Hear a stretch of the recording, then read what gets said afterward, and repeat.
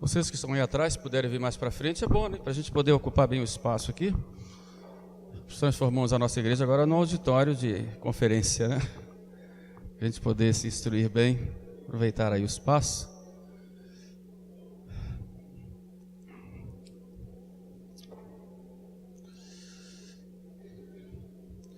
Bom, o motivo dessa palestra são as nossas necessidades, sobretudo os nossos jovens que vão para as escolas em geral e têm uma formação, ou nem sei se podemos falar formação, mas tem uma instrução um tanto irreal e às vezes até deformada a respeito da história e sobretudo da história da igreja, né?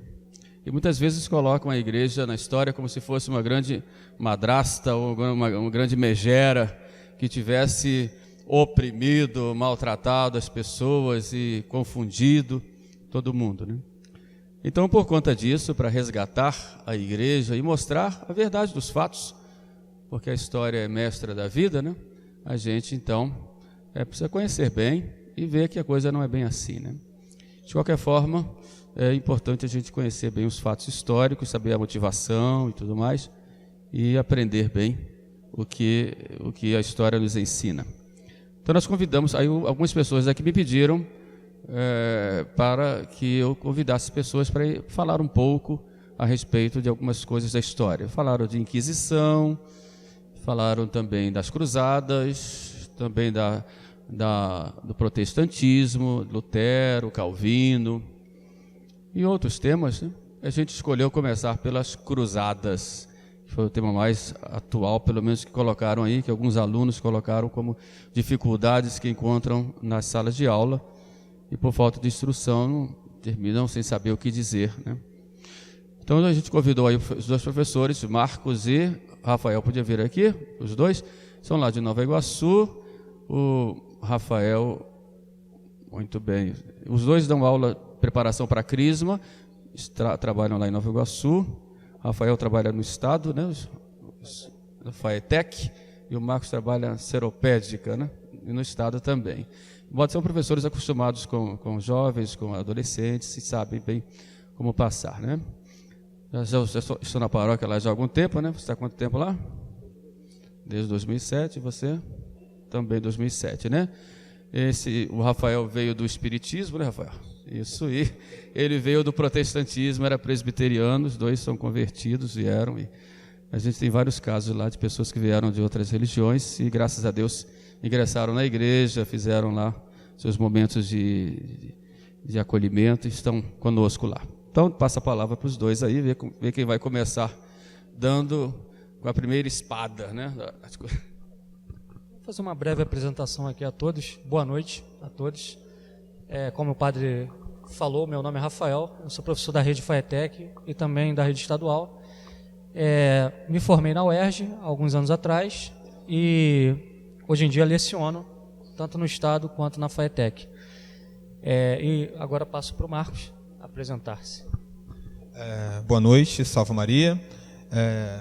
Bom, meu nome é Marcos Paulo, eu sou professor na rede estadual de ensino no Rio de Janeiro e também na cidade de Seropédica, que é uma cidade assim que tem poucas pessoas conhecem mais por conta da Universidade Rural. É um lugar bastante carente, bastante complicado de trabalhar, mas onde nós exercemos, né, por amor de Deus, principalmente, a nossa vocação. E nós hoje estamos aqui... Você quer começar? Não? Tá bom. Então hoje a gente está aqui principalmente, segundo o padre disse, conforme o padre disse, né, há um hiato, né, uma dúvida, existe dúvidas, na verdade, acerca de fatos históricos que envolvem a igreja, né? E isso não acontece apenas aqui, né? Eu vejo que há uma dificuldade muito grande de se entender a história da igreja, principalmente para o homem contemporâneo, né? O homem atual, o homem que vive em nossa época, que vive num mundo culturalmente bastante afastado, não só da igreja, mas afastado de tudo aquilo que levou a civilização ocidental a ser considerada um dia uma civilização cristã. Então nós temos hoje uma civilização cristã a se reconstruir. É o que eu percebo, assim, principalmente no meu dia a dia como professor, né? Como professor católico, num meio totalmente, eu não digo nem um meio mais protestantizado, né? Mas eu vejo como um meio secularizado mesmo, um meio sem Deus.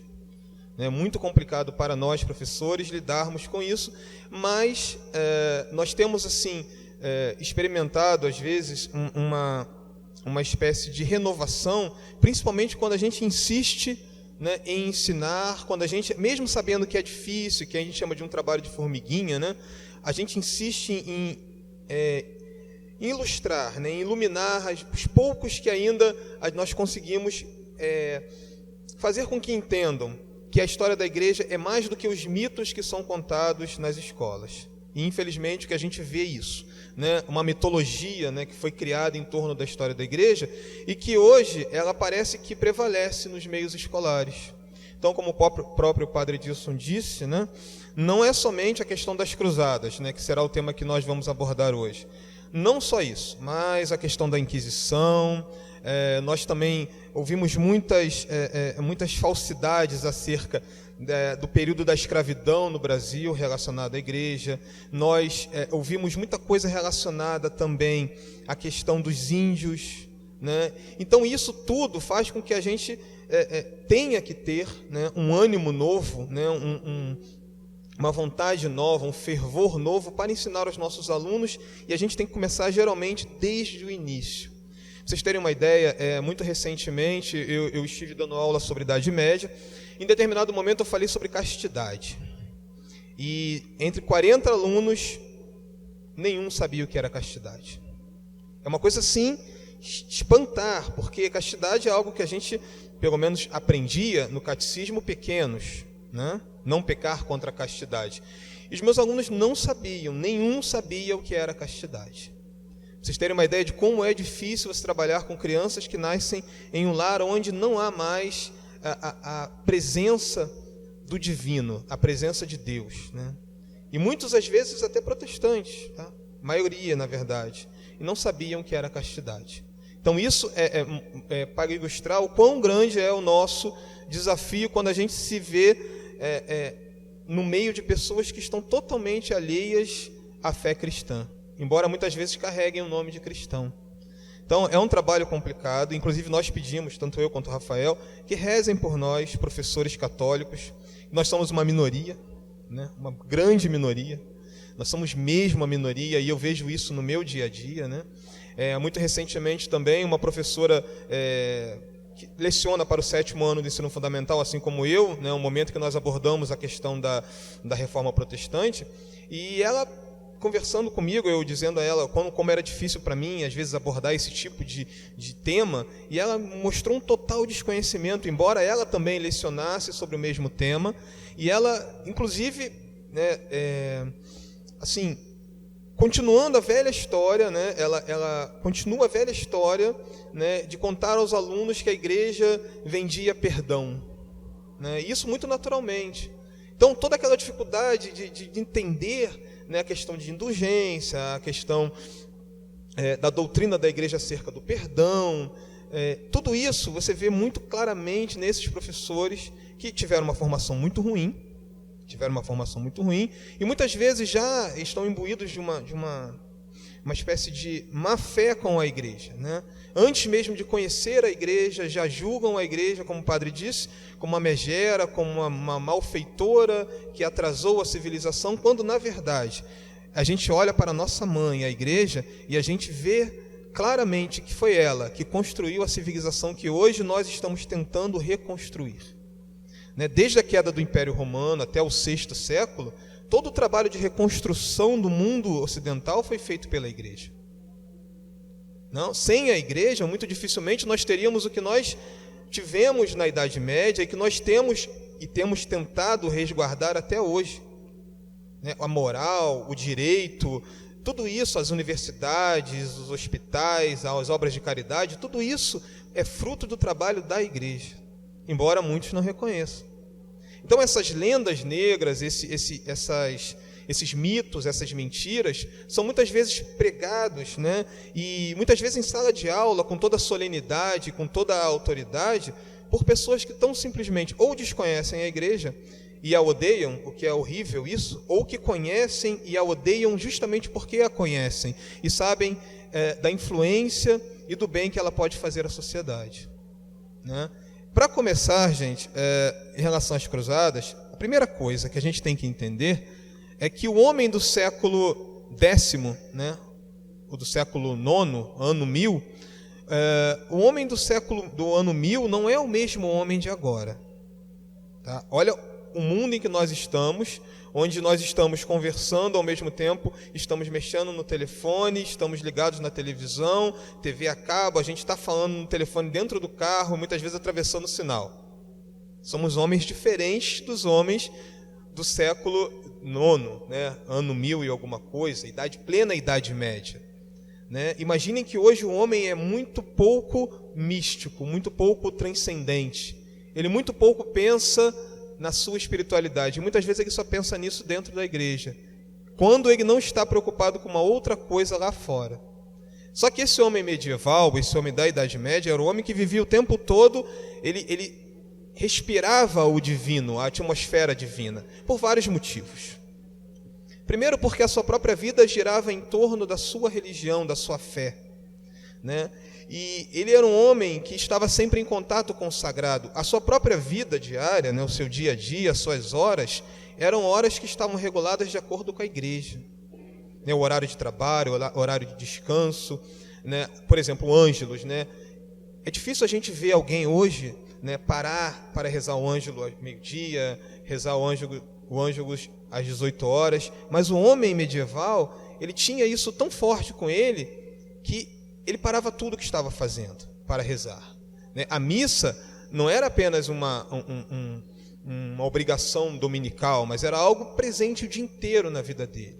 Né? Os sinos da igreja, as imagens, a suntuosidade do culto divino, tudo isso fazia com que aquele homem vivesse numa dimensão praticamente 100% espiritual. E uma outra figura também que estava sempre presente nesse momento, ajudava ele, de uma certa forma, ou aliás, ajudava bastante esse homem, era a figura de uma coisa que nós hoje parece que não vamos experimentar. Quem sabe o que é? Que parece que a gente não vai experimentar nunca, mas vamos experimentar sem falta, sem dúvida. O que é? A morte. Hoje o homem, mesmo que ele não queira admitir, ele se sente mortal. O homem medieval, pelo contrário, ele andava com a morte ao seu lado. O céu e o inferno para ele eram realidades muito próximas. Ele via a morte o tempo todo. Em todo momento ele via a morte. Né? E essa morte era o caminho tanto para a sua salvação eterna como a sua perdição eterna. Então, gente, a primeira coisa que a gente tem que entender, o homem medieval era um homem permeado de fé. Né? Era um homem que vivia numa dimensão de fé extraordinariamente maior do que a que nós vivemos hoje. Muito mais. Isso não significa que nós temos mais ou menos fé. Significa apenas que o contexto em que ele vivia era um contexto que o levava o tempo todo em direção ao sagrado. Quem dera que nós vivêssemos isso. Né? Às vezes você lá em plena rodovia, preso no engarrafamento, vários problemas, telefone toca, WhatsApp toca, e-mail para responder, conta para pagar, imposto de renda, e de repente parece que o espiritual da sua vida ele vai se esvanecendo. Será que é uma experiência só minha? Não. Né? Não é. Hoje tem crianças de 5 anos de idade que já sabem tudo do smartphone e muitas vezes não conhecem o catecismo. É triste, é uma triste realidade que nós temos que enfrentar. Não sei qual é a solução. Primeiramente, rezar muito, né? Rezar e pedir a Nosso Senhor que nos ajude a lidar com essas coisas que por si só não são ruins, mas que de certa forma atrapalham também, né? Bom, uma outra coisa, gente, e aí eu trago um pouco da minha experiência pessoal, né? Quando eu era protestante, né, eu tinha muita dificuldade em entender certos pontos da igreja. E aí o que acontece? Você, por curiosidade, pega um livro, vai ler, entra na internet, pesquisar. Nem sempre isso é a melhor maneira de você conhecer a história da igreja. Né? Ninguém melhor do que a própria igreja para nos dar a conhecer a sua história, e nós temos historiadores excelentes. Para vocês terem uma ideia, o livro que eu trouxe aqui, ele é um livro do ano de 1970. Na verdade, a edição original é de 65. Quantos anos tem isso? 50 anos, né? Muito tempo. 50 anos é muito tempo. Por que eu escolhi um livro tão antigo? Obviamente que eu não vou lê-lo para vocês, nem tem como. Por que eu escolhi um livro tão antigo? Principalmente porque é um livro que ainda não era, ou pelo menos não havia sido totalmente contaminado com uma linguagem, com um ideário anticristão. Há 50 anos atrás, acredito eu, que havia uma maior piedade, havia um maior cuidado na hora de se passar informação. Hoje tudo é feito em nome da ideologia. Tudo é feito de uma forma a convencer alguém de alguma coisa. Então, dificilmente você encontra a verdade, mas aquilo que alguém quer transformar outro alguém, E a gente vê isso o tempo todo, televisão, internet, principalmente. Para começar, gente, como eu disse a vocês, o homem do medieval era um homem diferente de um homem contemporâneo. A primeira coisa que a gente tem que entender. Em segundo lugar, se o homem medieval é um homem diferente, tem um fervor religioso muito maior, é claro que, e era um homem que vivia também ali, muito próximo de algo que hoje ainda existe, infelizmente, e provavelmente sempre existirá, que é a guerra. Então, o homem medieval era um homem que já estava acostumado à guerra. E esse homem medieval, muitas vezes, guerreava, homem medieval, homem europeu, guerreava com outros homens no território europeu. Cristãos que guerreavam contra cristãos. Lembrando, é uma outra mentalidade. Uma outra mentalidade. Então, eram cristãos que guerreavam muitas vezes contra cristãos, por interesses vários. E, de repente, eles têm a notícia de que, nos lugares santos, na Palestina, lugares onde Nosso Senhor pisou, onde Nosso Senhor fez os seus milagres, onde Ele morreu e ressuscitou, havia uma nova religião, uma nova fé, uma falsa fé, que havia entrado nesses lugares e que havia profanado esses lugares e que estava maltratando os cristãos que peregrinavam até esses lugares, estavam destruindo os lugares santos, muitas vezes cobrando impostos altíssimos para que os cristãos tivessem acesso a esses lugares. E como vocês acham que esses homens católicos, esses homens de fé, reagiram diante dessa notícia? Lembrem-se, essa notícia não chegou a eles através de uma telinha, como chega para a gente, notícias quase que instantâneas. Essas notícias chegaram a eles devagar e cada vez mais intensas, relatando destruição, relatando o ódio com que os cristãos eram perseguidos e, principalmente, como os lugares santos estavam sendo profanados. Vocês imaginem a cabeça desses homens, que já estavam acostumados, de certa forma, à guerra. Imagina como eles se sentiram. Primeira coisa que a gente tem que pensar. Gente, na verdade, as cruzadas não é uma coisa só que aconteceu em um determinado momento. Elas demoraram bastante tempo. Demoraram o quê? Final do século XI até o final do século XIII. Então, nós temos aí aproximadamente pouco menos de 3 séculos. E ela também não pode ser considerada um fenômeno uniforme, O que significa? Um fenômeno que foi da mesma forma no século XI até o século XIII. Não foi a mesma coisa. Para começar, importante também que a gente saiba disso. Existem alguns historiadores, e não digo nem historiadores, mas existem alguns homens que amam a Idade Média de uma tal forma que a idealizam como se ela fosse perfeita. Como nós, quando nos apaixonamos por alguém e achamos que essa pessoa é perfeita e não tem nenhum defeito, o que a gente sabe que é mentira. Isso é só um momentâneo problema nos nossos olhos do coração. Mas tem homens que são apaixonados a tal ponto que acham que foi tudo perfeito. Na verdade, não foi. E quando eles olham as cruzadas, eles veem as cruzadas como um episódio de grande heroísmo, que não deixou de ser, mas veem ela como se fosse algo perfeito. Uma luta perfeita do bem contra o mal. Sem vicissitudes, sem erros, sem vícios humanos, sem problemas. O que não é verdade. O que não é verdade. Quando a gente analisa historicamente as cruzadas, nós temos que entender que essa visão romântica, excessivamente romântica, ela não é uma visão totalmente verdadeira. É claro, houve grandes heróis, e aí eu posso citar até São Luís IX, rei da França, um santo, que foi 2 vezes para a cruzada, para a 8ª e para a 9ª cruzada. Não, perdão, para a 7ª e para a 8ª cruzada. São 8 cruzadas, não é isso?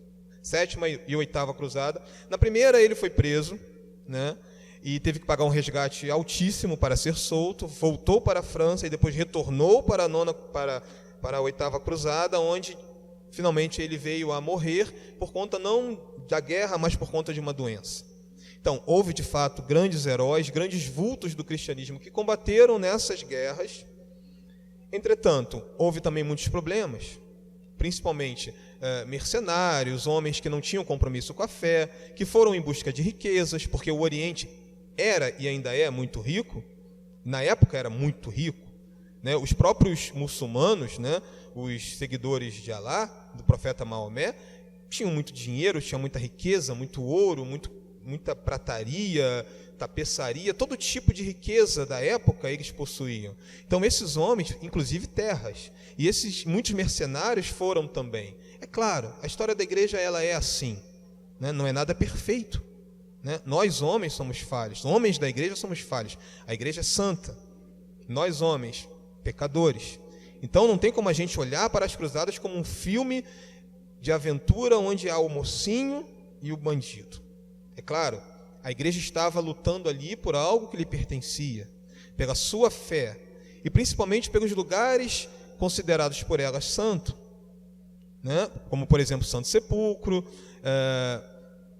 o Monte das Oliveiras, o lugar onde Nosso Senhor ressuscitou. Tudo isso, né, estava sendo profanado pelos muçulmanos. E se não estavam sendo profanados, ao menos estavam sendo descaracterizados. Quantos lugares hoje nós conhecemos no mundo que antes eram belíssimas igrejas e hoje se tornaram lugares de culto muçulmano? Vários. No Oriente, muitos. Muitas mesquitas que hoje são mesquitas, antes eram belíssimas igrejas. Né? Infelizmente, isso aconteceu. Para mostrar que as cruzadas elas tiveram um limite. Né? Elas não chegaram a alcançar o seu objetivo, que era libertar totalmente a Terra Santa. Então, assim, não podemos ver de forma romântica as cruzadas. Mas foi um movimento legítimo? Sim. Principalmente porque não havia, nessa época, o que nós hoje conhecemos como diálogo interreligioso.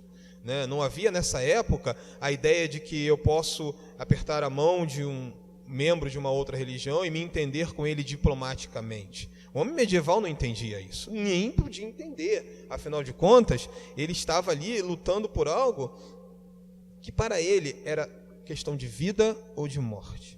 Não havia essa diplomacia toda. Como eu disse, são homens totalmente diferentes de nós, homens do século XXI.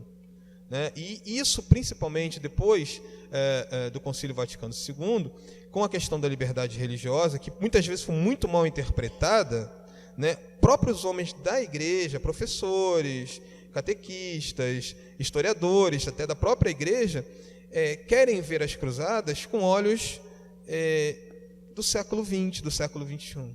Então colocam as cruzadas como uma atrocidade, como uma barbaridade, quando na verdade o homem medieval não tinha essa ideia de fundamentalismo, não tinha essa ideia de radicalidade. Para eles era tudo ou nada em nome de Cristo, tudo ou nada pelo amor de Jesus, pelo amor da Santa Igreja. Então é uma outra mentalidade totalmente diferente. Você querer julgar esses homens com as nossas lentes contemporâneas é uma grande injustiça. E nós vemos isso acontecer o tempo todo na escola, nas universidades, por onde nós passamos o tempo todo. Você querer julgar o homem do século X, do século IX, com as nossas lentes. E isso não é possível. Por isso, muitas vezes, vem o escândalo quando a gente tenta entender dessa forma. Uma outra coisa, gente, a questão dos motivos. Por que aconteceram as cruzadas? Simplesmente porque a Terra Santa estava sendo profanada, não apenas por isso. Entendamos uma coisa, embora a Idade Média seja a idade da fé, como o próprio nome desse livro aqui diz, né, a idade da fé, ela era a idade da fé, mas havia política, haviam pessoas com interesses que não eram totalmente santos, haviam pessoas boas, haviam pessoas ruins, e se ela fosse tão perfeita, a idade da fé, ela provavelmente não teria acabado, mas acabou, né? Então vamos lá, primeira coisa, primeiro motivo, obviamente, resgatar os lugares santos.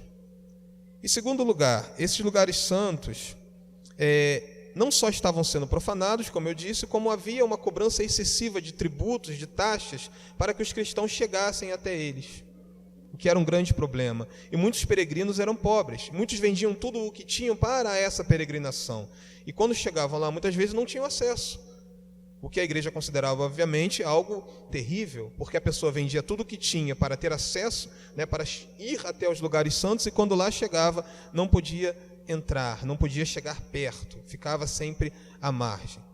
Segundo lugar, é claro que com o cisma do Oriente, o que é o cisma do Oriente? A separação entre a igreja ocidental, a igreja romana, e a igreja oriental, coisa que infelizmente dura até hoje. Isso aconteceu no ano de 1054.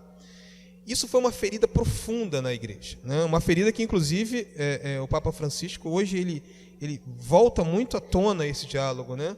Recentemente, agora mesmo, ele se encontrou com o patriarca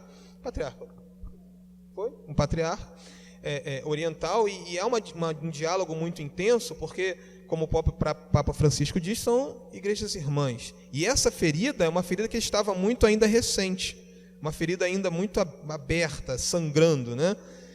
Então a igreja ela queria se aproximar de alguma forma do Oriente. Isso é um motivo muito prático. As cruzadas também serviam, de certa forma, para que a igreja se aproximasse e, de certa forma, aumentasse o seu domínio também no Oriente. Havia o tempo todo a tentativa de se conseguir a reunificação da igreja, né? Não pensem vocês que é algo simples, foi algo muito doloroso, porque houve excomunhão de uma parte e de outra. Foi algo extremamente doloroso. Em segundo lugar, né, os grandes senhores de terras, né, os chamados senhores feudais, obviamente nem todos eram santos, né? Senão nós teríamos santos assim que não caberiam em nenhum livro. Eram homens que tinham interesses. E tinham interesses também em terras, principalmente. E eles viam essa oportunidade de se aproximar do Oriente com a oportunidade também de conquistar novos domínios. Ter terra nesse momento é não só um status, mas é um sinal de riqueza muito grande, de poder, né? E esses homens tinham interesses, não digo todos, mas boa parte tinha, tanto que eles financiaram as cruzadas. A intenção deles, não sabemos, nós nem podemos julgar isso, né? Terceiro lugar, os grandes senhores também, eles muitas vezes tinham filhos mais novos.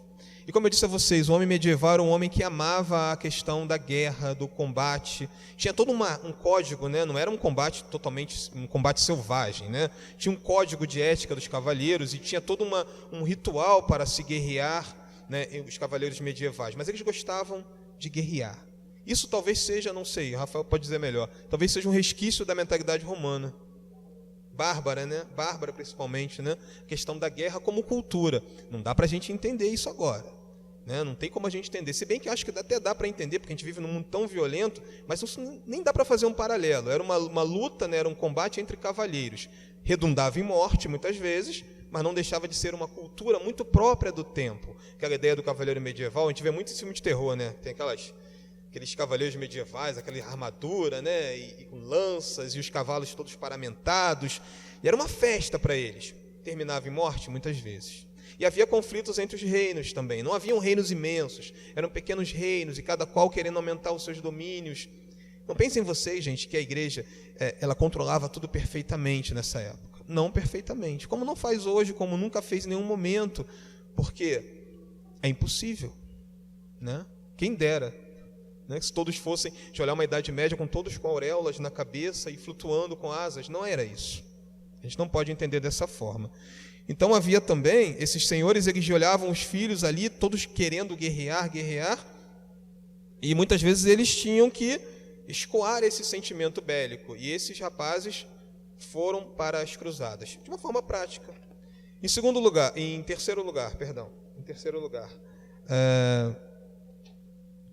quarto lugar, o próprio clero, muitas vezes, ele se preocupava com uma parte da população que vivia como que na marginalidade, né?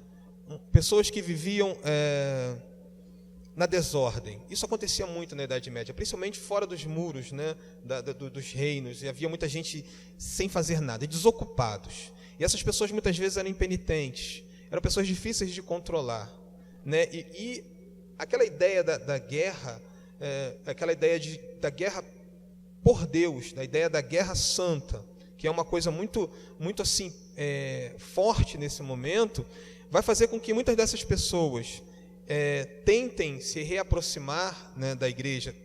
Já que não foram por bem, elas vão por mal. Então, havia sim uma esperança de que ao morrer, né, pela fé, essas pessoas alcançariam não só a remissão de seus pecados, né, morrendo como mártires, mas também elas teriam uma chance de escoar aquele sentimento que elas tinham de ser como que excluídas daquela sociedade. É uma coisa bem mais complicada, até porque a gente não tem como compreender isso, porque o homem medieval, acima de tudo, era um homem que sempre tinha o seu fim último à sua frente. Por pior que fosse a pessoa, ela sabia que ela precisava prestar contas a Deus. Hoje os homens falam em céu e inferno, geralmente a gente fala céu e inferno, mas é o que eu falo para meus alunos: olha, vocês acreditam no céu, no inferno? Acreditamos. Eu falei, só que esses homens aqui acreditavam que podiam ir para eles. Não é só acreditavam que existe, não. Acreditavam que podia ser o destino deles também. Hoje a gente fala de céu e inferno de uma forma muito simples. Ai, meu Deus, que inferno. Ah, isso aqui é o céu. A gente não tem ideia do que está falando muitas vezes. Então, às vezes, a meditação sobre o céu e o inferno é algo que falta. Inclusive para mim, né? Bastante. Pensar sobre isso. Uma vez eu estava lendo um livro, e assim, vou fazer um parênteses aqui. Uma das coisas mais engraçadas que eu já passei na vida, eu estava lendo Santo Afonso de Ligório, Preparação para a Morte. Aí eu estava lendo o livro assim, gente, no trem, né? Tinha uma senhora sentada na minha frente, e eu lendo o livro aqui, a capa do livro ficou de frente para ela, né? E eu olhava para o livro, olhava para mim, olhava para o livro, eu devia pensar assim: esse rapaz está saudável, por que ele está tão preocupado com isso, né? Mas aí eu percebi que não foi só ela, tinha um banco inteiro de pessoas assustadíssimas comigo. Quase que eu falei: gente, eu não estou à beira da morte, mas vocês vão morrer também, tá? Só para avisar vocês, eu preciso me preparar desde já. Inclusive eu nem sei onde está mais meu livro depois disso. Mas é uma coisa que espanta o homem, né? Quando que nessa época aqui, morrer era fácil demais. Talvez mais fácil até do que viver. Lembrando, a idade média de um ser humano nesse momento, 35 anos. Então eu já teria morrido e não estaria aqui conversando com vocês, muito provavelmente. Bom, só para terminar aqui e deixar o Rafael falar, eu quero citar uma coisa que foi escrita entre o século 17 e 18, que é uma frase de Shakespeare, de uma das peças dele, o famoso William Shakespeare. E ele fala sobre um rei, né, que fala sobre a cruzada. Para vocês terem uma ideia como essa mentalidade. As cruzadas acabaram no século 13. No século 17 e 18, isso estava muito presente ainda na mentalidade europeia. E olha o que diz Shakespeare, numa dessas peças, né? Na voz, né? Aliás, um rei falando, né? Estávamos resolvidos e cometidos à luta para expulsar os pagãos da Terra Santa, aquele chão pisado pelos sagrados pés, que há quase 14 séculos atrás foram cravados, por amor de nós, a dura cruz. Ou seja, era a ideia da guerra, né, da guerra santa, mas a guerra feita para salvar, né, os lugares santos, para restaurar, para recuperar os lugares santos, algo que não durou pouco tempo. Isso aí é uma mentalidade que só foi aos poucos sendo destruída com o iluminismo, século XVII, final do século XVII, XVIII em diante, Revolução Francesa, quando a história foi sendo reescrita e infelizmente chegamos ao ponto que chegamos hoje, tá? E Rafael, pois não. Obrigado, gente, pela atenção. Eu espero que tenha sido esclarecedor, né? E assim, se vocês quiserem saber mais, perguntem ao Rafael.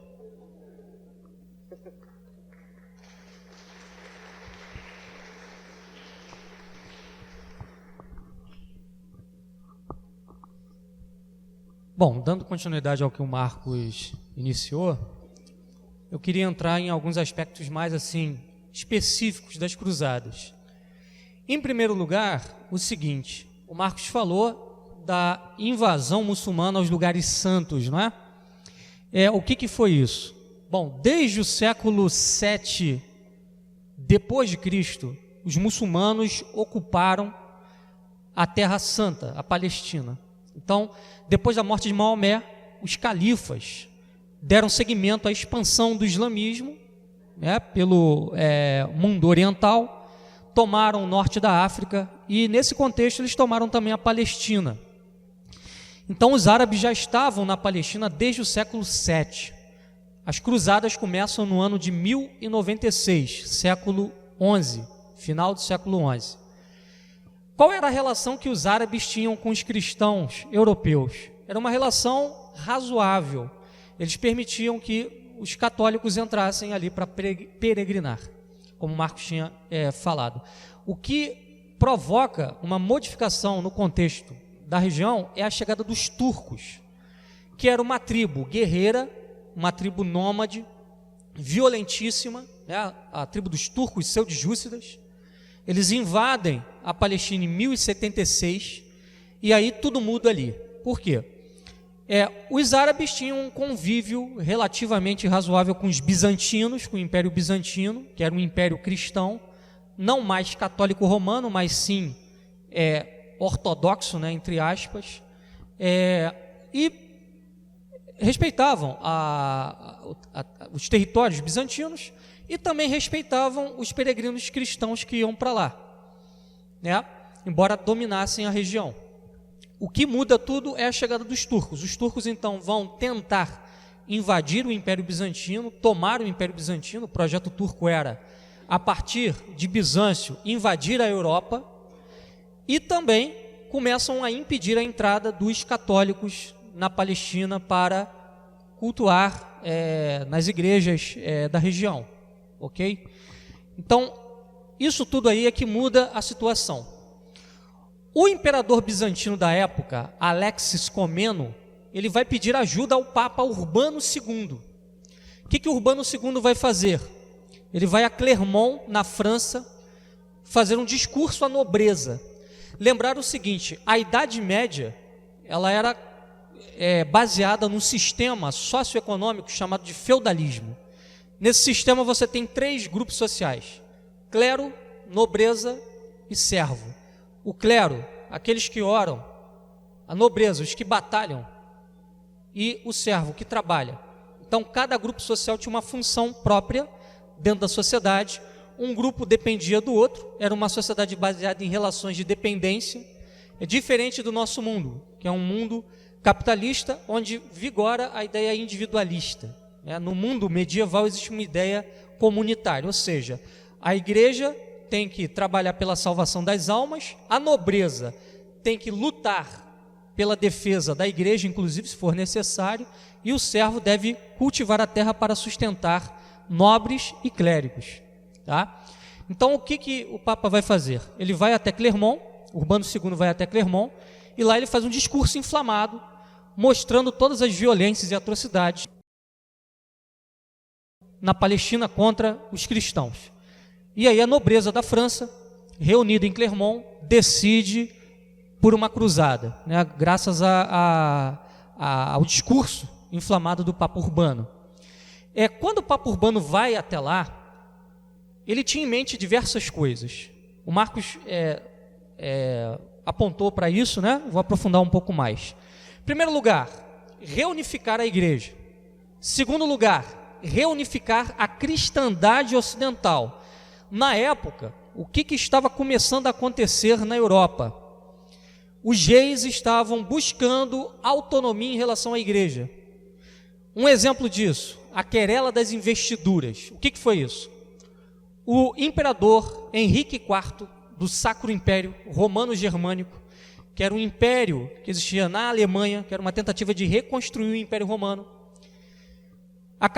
tinha acabado alguns anos antes dessa convocação à cruzada de ter sido excomungado pelo então Papa Gregório VII, que foi o pai da reforma gregoriana. O que Gregório VII queria? Acabar com a interferência feudal nas eleições episcopais, ou seja, os bispos devem ser escolhidos pelo Papa e não pelos senhores feudais e nem pelo imperador. A ideia era garantir a independência da igreja. E o exemplo de Henrique IV, que enfrentou Gregório VII, né, não aceitou a excomunhão, enfrentou, me parece que chegou até a invadir Roma, acabou se propagando pela Europa. E na época da cruzada, havia 3 reis europeus excomungados: o rei da Inglaterra, o rei da França e o rei da Alemanha, do Sacro Império. Eram 3. Então a ideia do Papa era trazer a nobreza para o seu lado, diminuindo a influência desses reis que queriam empreender uma tentativa de liberar o poder real o poder político da vigilância da igreja. Não sei se vocês estão entendendo isso. Se não estiverem, né, eu estou, acho, passando muita informação, mas se não estiver claro, vocês podem parar e levantar a mão. Então, o Papa queria isso, trazer a nobreza para o lado da igreja e também desviar a violência feudal para fora da Europa. Ou seja, em vez de vocês lutarem entre si, já que vocês são irmãos de fé, lutem contra o infiel. Né? A imagem que se tinha do islâmico na época era essa: o islâmico é um infiel. Inclusive o Beda, venerável, um padre da igreja medieval, né, chamava os islâmicos de filhos de Caim, né, dizendo que eles eram amaldiçoados por natureza. Enfim, alguns inclusive diziam que os islâmicos eram descendentes de Agar e de Ismael, né, aquele filho que Abraão rejeitou, e que os cristãos que seriam os verdadeiros descendentes de Isaac, né, enquanto que eles seriam de uma descendência maldita. Então a visão que se tinha do islâmico era essa, tá? Hoje em dia a visão, né, do Islã que a gente observa na mídia é a seguinte: não, existem alguns jihadistas, alguns radicais, mas isso é uma exceção. No fundo, o Islã é uma religião pacífica, né? Não é nada disso, enfim, não é bem verdade, né? Então a ideia do Papa era também desviar essa violência que existia na Europa para fora da Europa. Ou seja, já que vocês querem lutar por terras, lutem contra os nossos inimigos, aqueles que ofendem Jesus Cristo. Vão lá lutar contra os seguidores do falso profeta Maomé. Tá? Então, basicamente é esse o contexto. O Marcos, né, fez um apanhado geral, só estou especificando. Uma coisa que muitas das vezes atrapalha os católicos na hora de avaliar as cruzadas é uma mentalidade que existe hoje, chamada de pacifismo. Então, hoje em dia, no mundo contemporâneo, existe a ideia de que toda guerra é ruim, né? Se nós pegarmos o catecismo da igreja e também Santo Agostinho, nós veremos que existe um conceito de guerra justa, que é uma doutrina ensinada pela igreja. Existem algumas situações em que a igreja prevê a guerra. Em que situações? Situações, por exemplo, em que você precisa se defender de uma agressão injusta, que era exatamente o caso. Imaginem vocês que os turcos tomassem Bizâncio. O próximo passo seria qual? Roma. E isso traria o que como consequência? O fim do catolicismo, o fim da cristandade. Seria o fim da Europa cristã. Nós não estaríamos aqui agora, nesse momento, se isso tivesse acontecido. Anos antes das cruzadas, Carlos Martel, que era prefeito do rei Franco, em 732, ele tinha conseguido evitar a invasão dos árabes à França, vencendo os árabes em Poitiers, na passagem da Espanha para a França. Mas, ainda assim, permanecia aquele projeto de islamização do mundo. Então a ideia qual era? Era expandir o Islã pelo mundo, né, pela Europa, eliminando o catolicismo. Né? O islamismo não vê o catolicismo como uma religião passiva de convivência, a não ser em certos casos. Quer dizer, se você pega o Alcorão, você vai ver que eles consideram os judeus e os cristãos como povos do livro. Houve situações em que os árabes, invadindo certos territórios, tinham uma certa tolerância com os cristãos, mas impunham impostos, leis pesadas. Para quê? Para estimular as pessoas a saírem do cristianismo e adotarem o Islã. Foi assim que fizeram na Espanha. Quando invadiram a Espanha, eles impuseram uma série de leis sobre a população católica. Quem quiser ser católico vai ter que seguir essas leis, leis pesadas. E muita gente acabou fazendo o quê? Indo para o Islã, porque era mais fácil. Então a ideia do Islã não é o convívio, é progressivamente ir eliminando o cristianismo da face da terra.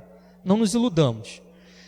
Naquela situação, a única maneira de você evitar um desastre desse era organizando um exército, era fazendo uma cruzada, tá? Então, esse é o contexto em que as cruzadas acontecem. Entrando aqui em outro aspecto, eu queria falar aqui rapidamente sobre o seguinte: a visão que hoje existe de história, ela foi construída, começa a ser construída com Martinho Lutero. Que visão é essa? A maioria dos historiadores, o Marcos falou, né, nós, professores de história, somos exceções, seja nos cursos de história, por aí, seja nas escolas. A maioria dos nossos colegas são ateus, marxistas, liberais, etc, etc. Seguem diversas filosofias, menos o catolicismo, né? Quando você vê um professor católico de história, você até fica admirado. Por exemplo, quando os alunos ficam sabendo que eu sou católico, eles falam: como é que pode, professor? Você é católico? Tendo estudado história? Eles acham que é algo incompatível. Por quê? A visão que eles têm de história é: não, se você estuda história, então você sabe que a igreja não presta, logo você não pode ser católico. É essa visão. Essa visão, ela foi construída a partir do século XVI com a Reforma Protestante. Bom, existe uma coisa chamada historiografia. O que é historiografia? A produção historiográfica. São as obras de história que foram sendo escritas ao longo do tempo, tá? Quando nós vamos lá para o século XVI, nós percebemos o seguinte: o século XVI é o primeiro momento da história onde aparecem obras críticas às cruzadas. Quem é que vai escrever essas obras críticas das cruzadas? Autores protestantes. E o que eles passam a afirmar a respeito das cruzadas? Eles vão seguir Lutero. Por exemplo, Lutero chegava a afirmar que a luta contra os muçulmanos era a luta contra o próprio Jesus Cristo. Lutero dizia isso. Por quê? Porque Jesus Cristo teria enviado os turcos para punir a cristandade pelos seus pecados, principalmente por um pecado: papado. Lutero considerava o Papa o anticristo. Então eles diziam, os protestantes: olha, os turcos foram enviados contra vocês, por quê? Porque vocês passaram a adorar um homem, né? A considerar que esse bispo de Roma é o próprio Cristo, né? É a voz de Cristo na terra, né? É aquela lenga-lenga protestante, né? De que, no fundo, os protestantes consideram que nós somos apóstatas, que nós adoramos o Papa. Consideram os católicos como papólatras, né? Outro dia mesmo eu ouvi uma pessoa falando isso para mim. Não, vocês consideram o Papa o próprio Jesus Cristo, porque ele tem o poder de ligar e desligar. Eu falei: bom, então a culpa da apostasia não é nossa, é de Jesus, porque lá em Mateus 16, 18 ele disse que Pedro podia ligar e desligar. Então a culpa não é minha, reclame com Jesus, né? Ele que falou isso. Então eles diziam o seguinte, né, que os muçulmanos na verdade não eram culpados de nada. Quer dizer, a cruzada era apresentada pelos autores protestantes como mais uma forma de rapinagem da igreja, mais uma forma da igreja aumentar os seus patrimônios, a sua riqueza, né, e controlar as consciências. A ideia é mais ou menos essa. Depois, quando a gente chega no século XVIII, um autor chamado Voltaire, um dos pais da Revolução Francesa, do Iluminismo, né, dizia o seguinte, que as cruzadas tinham sido uma migração de bárbaros, motivada por três coisas: fanatismo, ganância e luxúria, tá? E isso, né, no século XVIII foi propagado como uma verdade histórica incontestável. Então a visão que se tem hoje de história é basicamente a seguinte: a Idade Média foi uma época de trevas.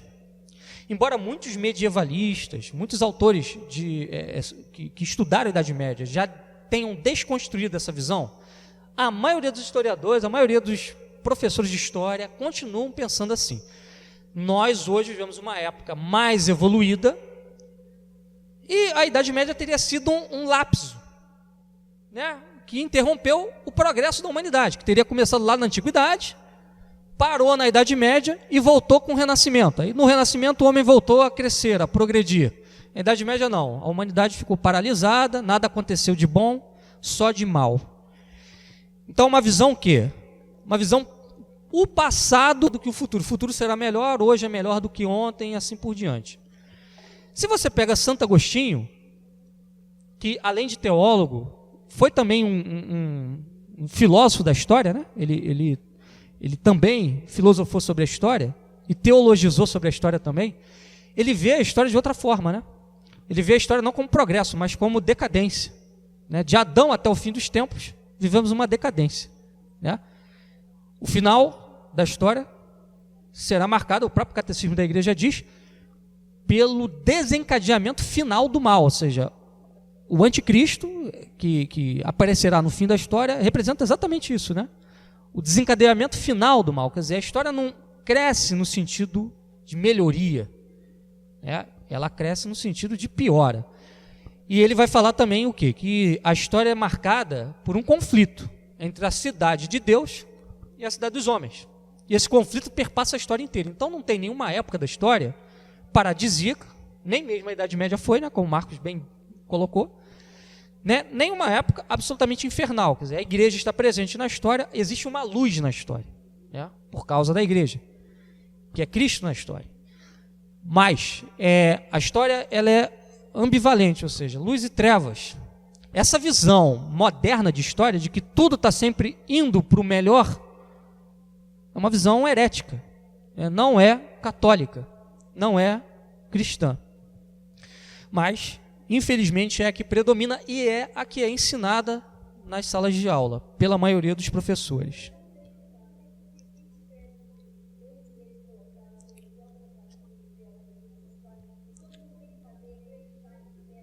Não, não tem. Então, por isso que nós estamos aqui, né? Para desconstruir isso, né? Sim, todos os livros, exatamente. Tem. Quando eu dou aula, sim, quando eu dou aula, Tudo contra. É aquilo que a senhora falou, né? Eu tenho um aluno que ele E vai continuar assim se ninguém fizer nada. eu vou acreditar em você se todos os professores que eu tive até hoje falaram. falar o contrário, exatamente. Então, assim, você vê que isso não é só um trabalho puramente escolar. Isso aí envolve também uma questão espiritual.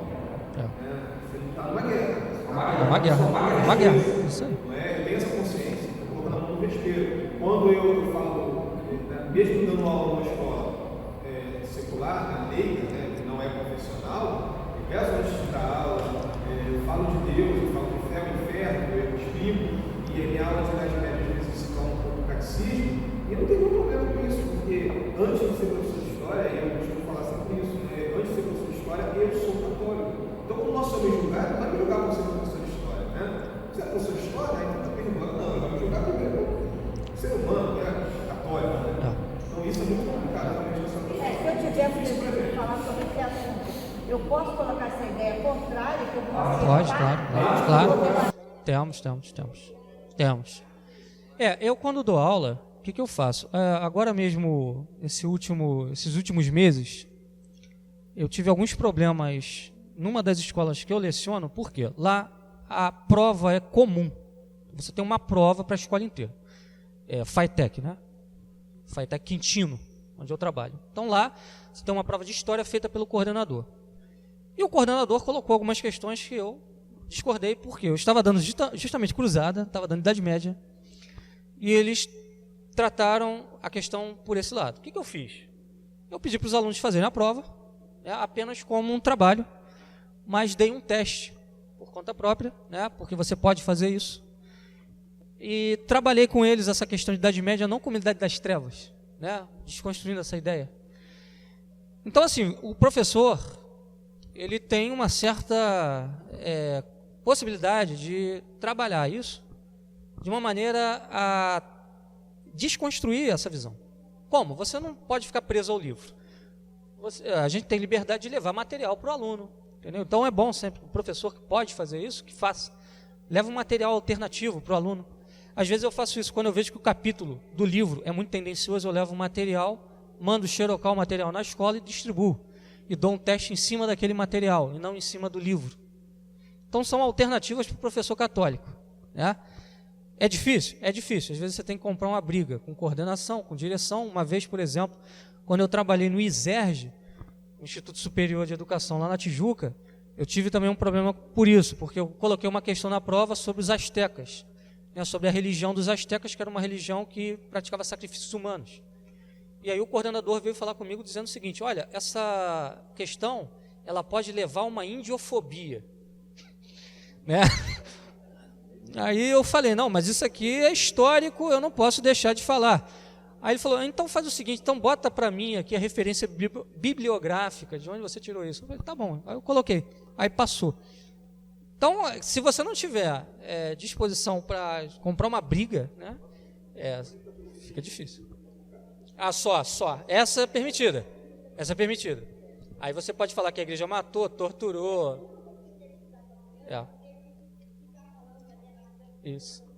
Isso. Exatamente. Sim.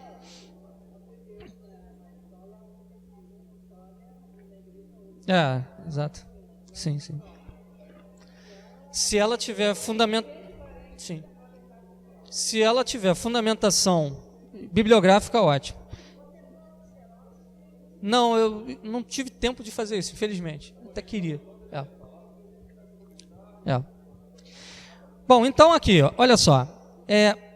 A obra principal utilizada hoje em dia pelos livros didáticos, que são distribuídos hoje no Brasil e no mundo, é de um historiador, Stephen Huntsman, historiador britânico, tá? Que escreveu um livro chamado Uma História das Cruzadas. Esse livro é de 1951. Ou seja, já tem um certo tempo, mas ela continua sendo utilizada. Ele caracteriza as cruzadas como o seguinte: como uma marcha para o Oriente Médio feita por perversos, cínicos, avarentos, vorazes ou crédulos e ingênuos. Essa é a visão que aparece no livro. Então, os cruzados eram bárbaros, sedentos de sangue, sedentos por terra.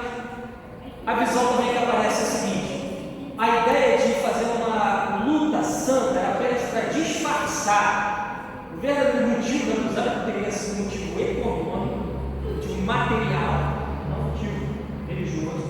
Tá? E daí para frente. Basicamente, só para destacar aqui, existem 3 leituras das cruzadas. Uma baseada na teoria de Karl Marx, marxismo, que vê a religião como opressão ou como alienação. Então, a religião se rende no seguinte: fazer de conta que coisas perversas pareçam coisas bonitas, para que as pessoas possam ser motivadas a fazê-las. Então, ao invés de você dizer assim para os cruzados: olha, a gente vai para lá para matar, para roubar, a gente fala assim: não, a gente vai para lá para fazer uma guerra em nome de Deus. É mais bonito, né? Essa é a visão marxista. Na visão marxista, tudo que a igreja fez na Idade Média era, na verdade, busca de poder. Não tinha nenhum objetivo de salvação ou santificação. Era só busca de poder, era só maquiavelismo. Então, quando se falava em lutar em nome de Deus, lutar pela fé, nada disso era verdadeiro. Depois você tem uma visão também liberal de história, que vê a religião como fanatização. Então, toda religião leva o homem a atos irracionais, loucos, a atos violentos. A religião deve distribuir essas pessoas como responsável pelo mal, pela violência no mundo, pelas guerras. Então, por isso que a cruzada foi tão ruim, uma guerra religiosa. E uma visão também ateísta, que não consegue conceber, por exemplo, que Deus possa ter uma influência na história, a fé. Então, tudo aquilo que diz respeito à fé é também absurdo, sem sentido, então tem que ser criticado. Então, em geral, a visão dos historiadores é assim: ou é a visão marxista, ou é a visão liberal, ou é a visão ateia. Tanto a liberal quanto a marxista são ateias, na sua raiz. E eu queria aqui falar com vocês sobre alguns mitos sobre as cruzadas, que são repetidos continuamente, que cabe aqui a gente desconstruir. Deixa eu só me achar aqui, para a gente dar seguimento. Bom, em primeiro lugar, esse livro aqui é um livro que eu indico para quem queira conhecer bem as cruzadas a partir de uma ótica mais objetiva. É a Igreja das Cruzadas e das Catedrais, do Daniel Hux, é um historiador francês. Tá? Ele tem uma série de obras sobre história da Igreja, tá? Que consequentemente acabam entrando também em história geral, porque tem que falar de vários aspectos da sociedade. É um cara massa, bem grosso. Quem vende esse livro aqui é a editora Quadrante, que é o Opus Dei. E não é barato, mas vale a pena. Quem quiser comprar a coleção completa vai gastar um pouco de dinheiro. Se você comprar pouco a pouco, não dá para comprar, caso haja interesse de ver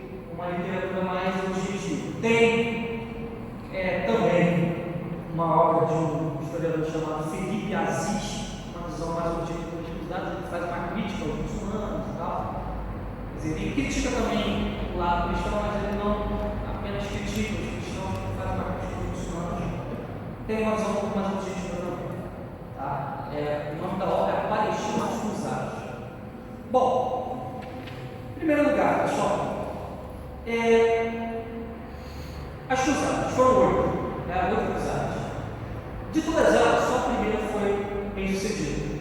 Ou seja, o que significa bem sucedido? Eles conseguiram conquistar a Palestina. Tá? Uma coisa interessante que a gente percebe é o seguinte: na primeira cruzada, muitos nobres venderam suas terras para lutar na Terra Santa. Ou seja, isso mostra que nem tudo era objetivo material. Marcos apontou, né? Existiam objetivos, sim, materiais, nobres que queriam terras, ampliação dos seus feudos, mas nem tudo era isso. Muitos nobres ricos venderam suas terras, abandonaram suas terras por causa do fervor religioso. Então isso mostra o quê? Que essa visão marxista, que tenta explicar a cruzada pelo caráter econômico, não, eles estão indo para lá só para ganhar riquezas, não se enquadra, não é verdadeiro. Tá? Por exemplo, muitos criticam as cruzadas populares. Antes da primeira cruzada, houve 2 cruzadas, uma cruzada de mendigos e uma cruzada de crianças. As 2 foram exterminadas no meio do caminho. Alguns dizem que a igreja era irresponsável, estimulava pessoas desarmadas, sem preparo para ir para a Terra Santa, correr lá por Cristo. Que absurdo! Né? Mas não é nada disso, a igreja não autorizou essas cruzadas. Essas cruzadas foram espontâneas, nasceram do fervor popular. Né? A igreja só autorizou as cruzadas formadas por exércitos de nobres, que eram homens que eram profissionais de guerra, sabiam guerra, então era o que a igreja autorizava. Por que as outras cruzadas não foram bem sucedidas? Bom, várias razões explicam isso. Em primeiro lugar, rivalidade entre católicos e bizantinos. Os bizantinos eram cristãos, mas eram ortodoxos, né? Não seguiam mais o Papa, mas sim o patriarca de Constantinopla, de Bizâncio.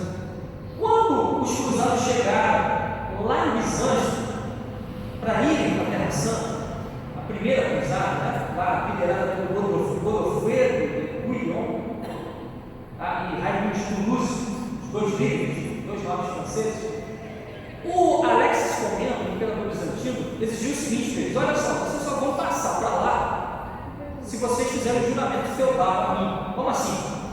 Significava o seguinte: se eles não jurassem fidelidade ao imperador, eles não poderiam ir para a Terra Santa. O que significava jurar fidelidade? Significava o seguinte: todas as terras que eles conseguissem lá seriam no fundo do imperador. Eles teriam que pagar um imposto do imperador. Isso se tornaria um vassalo do imperador. Então isso já começou a criar problemas, porque muitos nobres queriam terras livres de impostos, livres de vassalagem, estavam sendo da Europa justamente por isso, não queriam mais ser vassalos ou senhores. Isso começou a criar problemas dentro das cruzadas. Né? Na segunda cruzada, que foi convocada pelo São Bernardo de Claraval, o que aconteceu? Foi convocado um novo exército, nesse caso, 2 reis lideraram esse exército: Luís VII da França e Conrado III da Alemanha. Só que aí você já tinha a presença de um certo nacionalismo. Os alemães não se entenderam com os franceses. Quando chegaram na Terra Santa, brigaram entre si por conta das terras, ou seja, o negócio não foi para frente. Tá? Na quarta cruzada, a coisa foi ainda pior.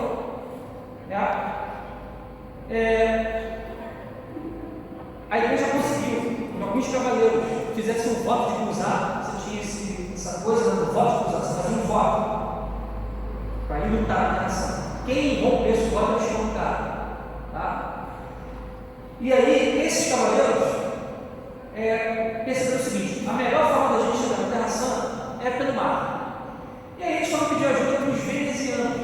Quando chegaram em Veneza, o doge da cidade, que era uma espécie de duque, né, que governava Veneza, era o Henrique Danton, disse o seguinte para os cruzados: olha só, vocês podem até pegar aqui os nossos navios, mas eu quero tanto de ouro, tanto de prata. E quando vocês chegarem lá, conquistar aquelas terras, vocês vão ter que pagar também um imposto para mim, tá? Em troca dos barcos que eu vou emprestar, não vai ser de graça. Então aí o interesse material ficava mais claro.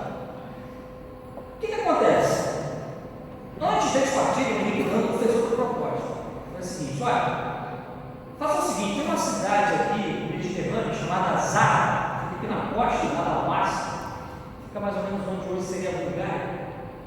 Ataca essa cidade é dos bizantinos. Eu estou em disputa com ele aqui pelo comércio.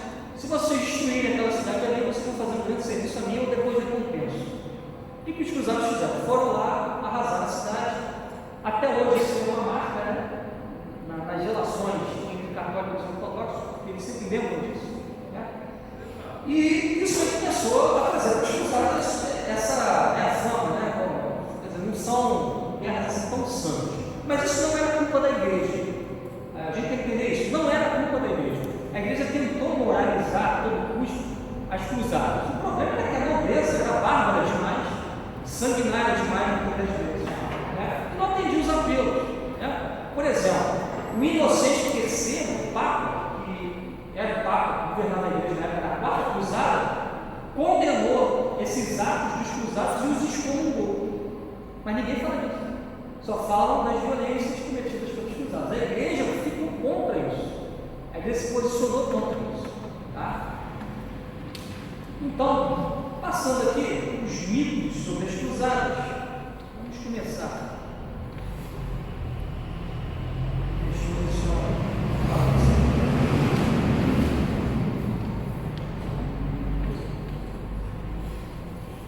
Bom, existem 8 mitos sobre as cruzadas, tá? Vou começar aqui do primeiro. O primeiro mito diz o seguinte: as cruzadas foram uma guerra contra um mundo muçulmano pacífico, que nada fizeram contra o Ocidente. Bom, já vimos que isso é mentira. Os turcos estavam invadindo territórios, o plano era invadir Bizâncio e depois partir para a Europa. Não tinha nada de pacifismo no muçulmano. Aliás, a religião muçulmana só se expandiu no mundo através de guerra. Maomé não era só um líder religioso, era também um líder militar. Inclusive, ele conseguiu a conversão dos beduínos, né, no deserto da Arábia, prometendo o que para eles? Mulheres e terras, prometendo bens materiais. Se vocês fizerem guerra no lá, né, vocês terão tudo isso aí. E foi assim que o mundo muçulmano se expandiu. Foi como o cristianismo através de missões. Segundo mito, diz que os cruzados levaram a cruz, mas o que realmente eles queriam não era a conversão, né, ou a libertação de lugares santos, mas sim pilhar as terras. Né? As intenções piedosas não passavam de máscara para encobrir a ganância e a cobiça. Também não se enquadra, porque muitos nobres foram para lá a custo de vender todos os seus bens. Então existia, dentro de certa parte da nobreza, um fervor verdadeiro. Tá?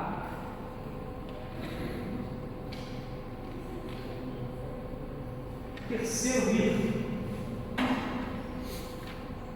O terceiro mito diz o seguinte: quando os cruzados tomaram Jerusalém em 1099, massacraram todos os homens, mulheres e crianças, enchendo as ruas de sangue até os tornozelos. Isso aqui é para rir. Imagina como é que você vai encher uma cidade de Jerusalém de sangue até os tornozelos. Não tem como. Agora, isso aqui tem uma certa verdade. Por quê? Quando os cruzados chegaram em Jerusalém, quem dominava ali já eram os turcos. Os habitantes da cidade não queriam entregar a cidade. Então, os cruzados fizeram cerco. Isso era uma tradição de guerra na época. Quando uma cidade não se entregava pacificamente, você fazia cerco. Tá? Costume vigente em todas as civilizações daquela época, tanto na Europa quanto na Ásia, era que se uma cidade resistisse à captura e fosse tomada pela força, sua posse caberia às forças vitoriosas. Isso incluía não somente os edifícios, mas também as pessoas. Então, era uma prática da guerra na época matar aqueles indivíduos que faziam parte do cerco da cidade. Né? Então, todos os habitantes da cidade eram mortos. Tá? Convém lembrar, porém, né, que nas cidades muçulmanas que se renderam aos cruzados, as pessoas foram deixadas em paz, na posse das suas propriedades e permissão para praticar livremente a sua religião. Quanto às ruas cheias de sangue, nenhum historiador aceita isso, não passa de mero recurso literário. Essa afirmação aparece em alguns dados, mas não tem fundamento em nenhuma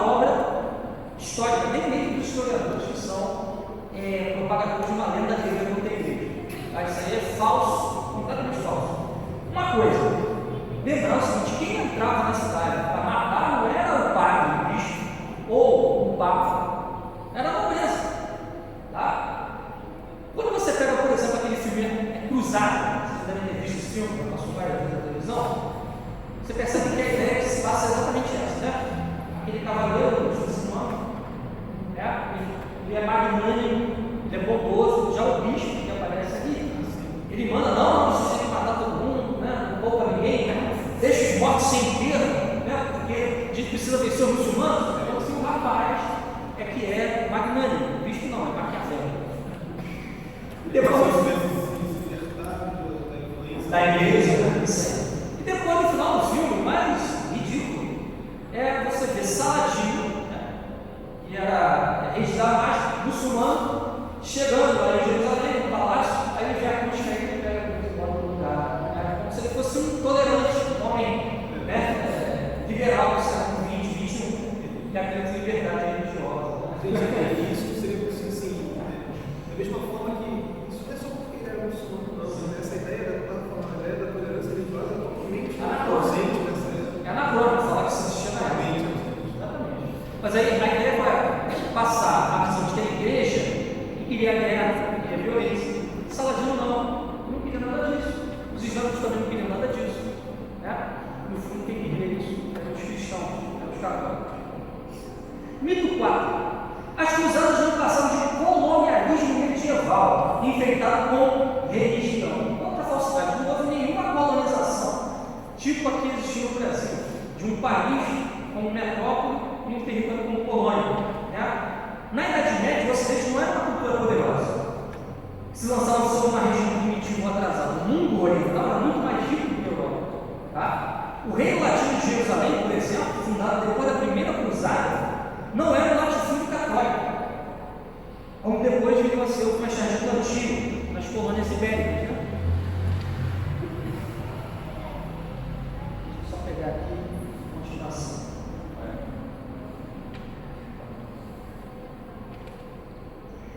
A presença católica no Reino Latino, por exemplo, sempre foi mínima. A maioria da população do reino era muçulmana. Tá? Católicos eram apenas os governantes, os juízes, os ditadores e tal. Quer dizer, não havia um beneficiamento da Europa com o controle daquele reino. Né? Não havia o seguinte: estamos explorando esse reino oriental aqui para levar riquezas daqui para a Europa. Não existia esse tipo de processo. Mito número 5. As cruzadas combateram também os judeus. Isso é mentira pura. Mentira pura. Embora tenha havido, vez ou outra, alguns encontros entre cavaleiros cruzados judeus, o objetivo nunca foi combater os judeus ou fazer guerra contra eles. Mito 6. As cruzadas foram algo tão vil e degenerado que houve até uma cruzada das crianças. Na verdade, não foi cruzada de crianças, foi de adolescentes. Eram jovens, cerca de 17, 18 anos, que foram do Oriente, mas não autorizados pela igreja. Foram por conta própria. Outro mito também muito divulgado: o Papa João Paulo II pediu perdão pelas cruzadas. Isso é falsíssimo. É um mito curioso isso aí, porque João Paulo II já tinha pedido perdão pelas injustiças que os cristãos cometeram ao longo do século, não que a igreja cometeu, é diferente. Foi muito criticado justamente por não ter pedido perdão expressamente pelas cruzadas. O que ele falou foi, na verdade, o seguinte: ele pediu perdão aos gregos pelo saque de Constantinopla, na quarta cruzada. Aquela que os mercadores venecianos emprestaram navios e tal. Né? E Inocêncio III já tinha pedido perdão por isso. E João Paulo II apenas repetiu o pedido, que já tinha sido feito antes. Tá? Então, basicamente, o balanço que se faz disso, nós fazemos isso, é o seguinte: essa crítica que se faz às cruzadas, ela faz parte de um plano. Que plano é esse? Desconstrução, destruição da cultura ocidental católica. É um plano revolucionário, né, de destruir a civilização que a igreja criou. Ou seja, precisa se propagar a todo momento, a todo custo, que a igreja só fez bobagens ao longo da história, para em nome disso continuar a civilização do homem, onde Deus não tem lugar. Então, eu espero que eu tenha sido claro. Qualquer pergunta, se a gente puder responder.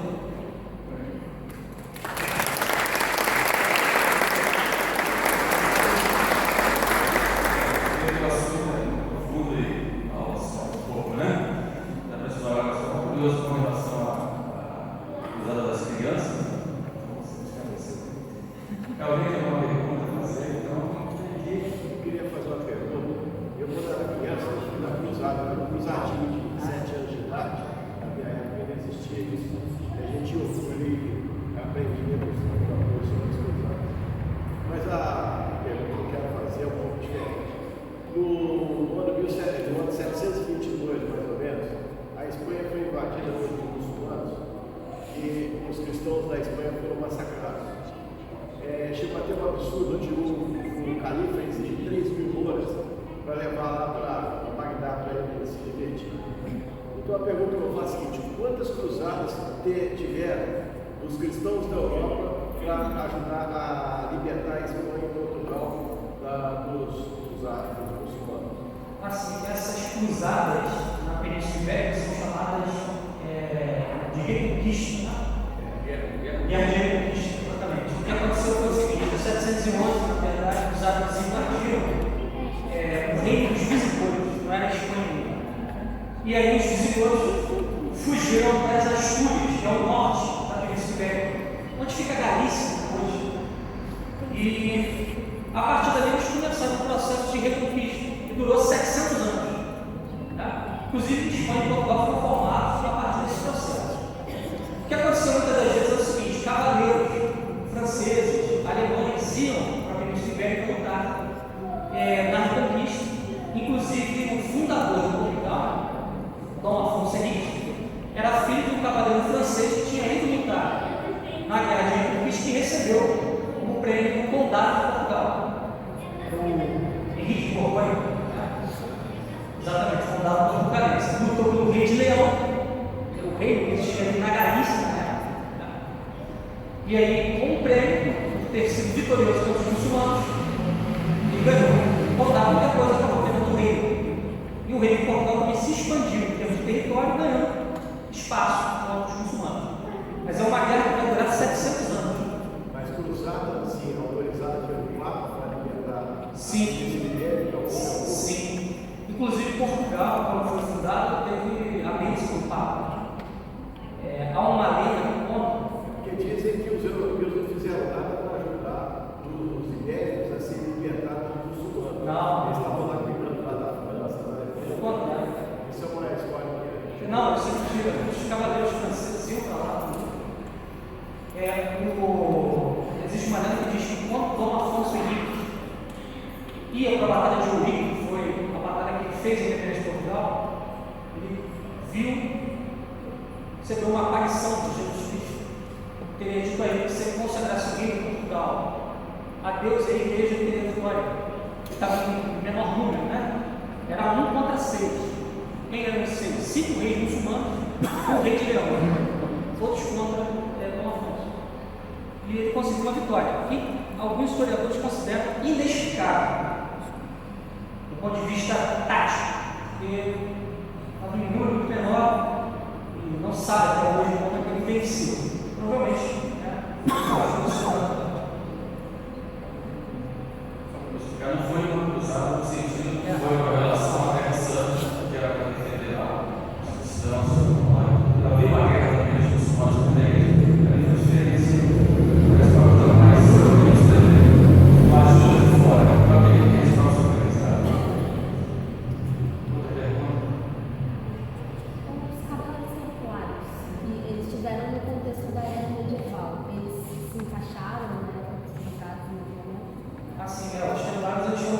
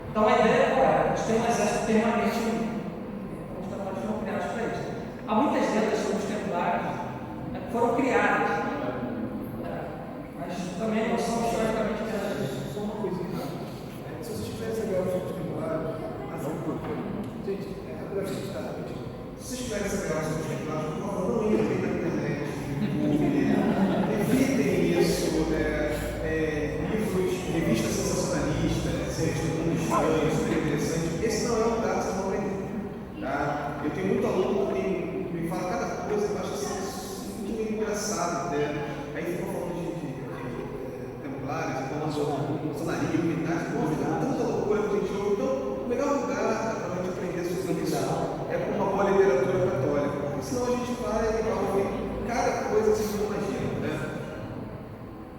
Só para dar um pouco de maneira. Mais alguma pergunta? Só para dizer uma história de coração de leão. E devido aos que entregaram suas riquezas para ele cruzar. O cara do coração de leão quase perdeu o reino dele. Exatamente, isso aí.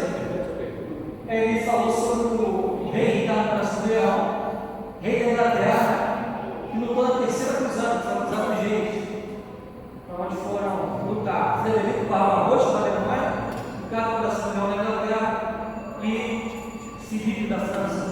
Ricardo Coração Leão também colocou, quase perdeu o reino dele. Os ingleses não queriam que ele fosse para lá, mas ele mesmo assim foi, por causa do fervor. Então acho que a cruzada não vai ser ficada apenas pelo âmbito material, ou seja, o interesse não era só econômico, tinha também interesse efetivo, verdadeiro, em torno da fé, da defesa do lugar de si.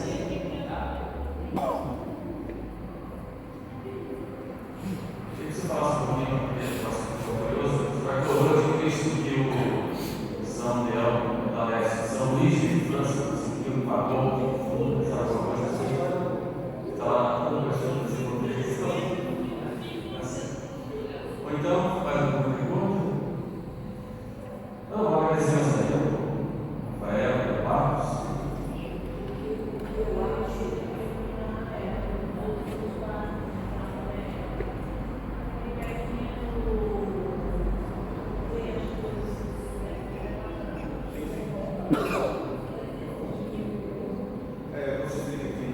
Bom, você fica aqui fazendo um serviço, você tem essa questão da apologética, defesa da. Assim, a melancia nós recomendamos as obras do professor Felipe Aquino. Com certeza, as obras dele, principalmente a apologética, que é a defesa da fé, a defesa da fé cristã, das doutrinas, e ele também tem escrito agora recentemente sobre a história da igreja, e ele também tem vídeos. É recomendável sim, tá? Assim, obviamente nós não vimos todas, eu nem lemos todas as obras, mas aquilo que nós tínhamos contado até então realmente traz elementos muito bons e o que é bom também é que é muito didático, né? Muito fácil de entender, então eu aconselho sim a vocês lerem essas obras do professor Felipe Aquino. Inclusive ele tem uma obra que eu acho fundamental para quem quer conhecer a história da igreja e se sentir confortável ao ler, que é uma história que não é contada, né? Uma história que não é contada. No livro é esse. A história dele mesmo, Cleófas. Uma história que não é contada, que na verdade é uma espécie de versão de um livro de um historiador americano. Um historiador americano chamado Thomas Wood, chamado Como a Civilização, como a Igreja Católica construiu a civilização ocidental, que é um livro excelente. Mostra como a igreja ela é, na verdade, a mãe da civilização ocidental. Bom, gente, como eu recomendo, realmente. Sim. Não, aqui nessa obra que veio do lado,